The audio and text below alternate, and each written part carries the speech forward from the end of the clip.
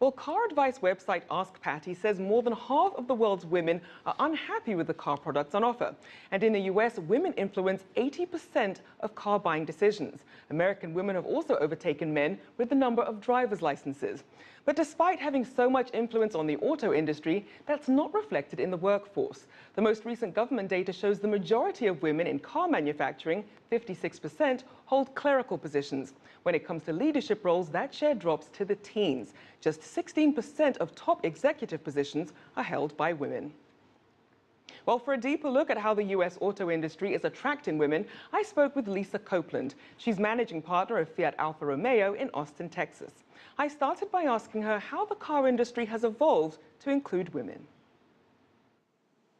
Right. I started when I was really young, but back then it was in the 80s, and so women were not in the auto industry, so I was kind of an anomaly. So it was tough, and I think I was so young back then I didn't realize how tough it really was. And coming up through the ranks, it's been, there's a lot of sacrifice, and that's the number one thing that I tell women.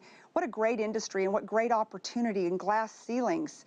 But there's a lot of sacrifice because at the end of the day, we're in the retail business, so we're open on weekends and we're open holidays. And so that's why I think a lot of women choose not to enter the automotive industry, is because of the sacrifice and because of commitments of raising families and being caretakers. And it's too bad. It makes me really sad. And in terms of opportunities for women when it comes to having that flexibility, what would you like to see more? Well, I'd like to see, I work on the retail side, but even on the manufacturing side, women have so many roles in life, right? And we're women, we're moms and we're wives and we're caretakers. And then on top of the fact, we're out trying to shatter glass ceilings. And so we have so much more on our plate, I believe, than what men do, but we're held to the same accountability.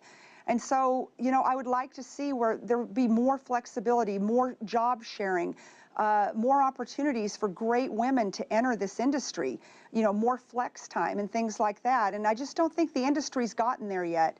On the manufacturing side, with our OEMs, I think that there is a little more flexibility. I know I'm with FCA, and I know they've got a great program with STEM and for women, and I know General Motors does a really good job, bringing on Mary Barra. I know she's got a real heart for women and women in the industry. So I think it's moving in the right direction, but I think we have a really long way to go. And Lisa, in terms of those avenues for actually getting into the industry, where do you see the most opportunities? Well, depending on what it is you do, on the manufacturing side, I think STEM has really come a long way, and they're really promoting it. And so I feel like there's a lot of opportunity for women to get into engineering, technology, and design.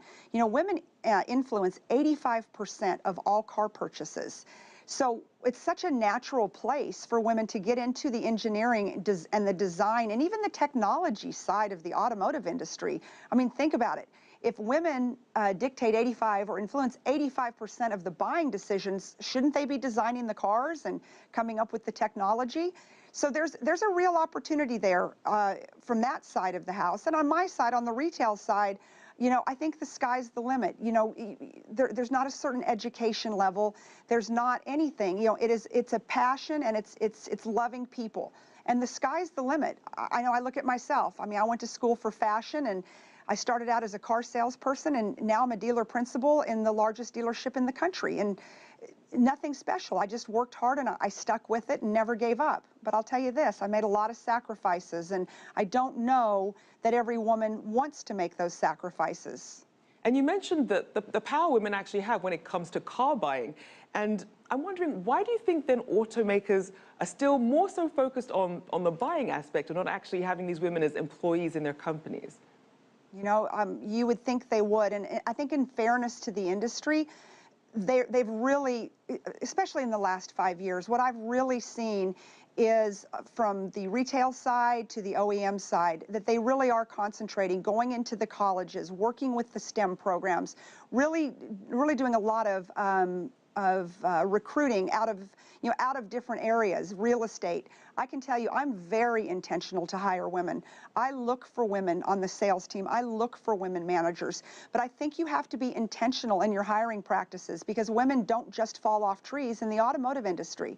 So I would like to encourage my dealer colleagues around the country to be intentional when it comes to hiring for women in the automotive industry.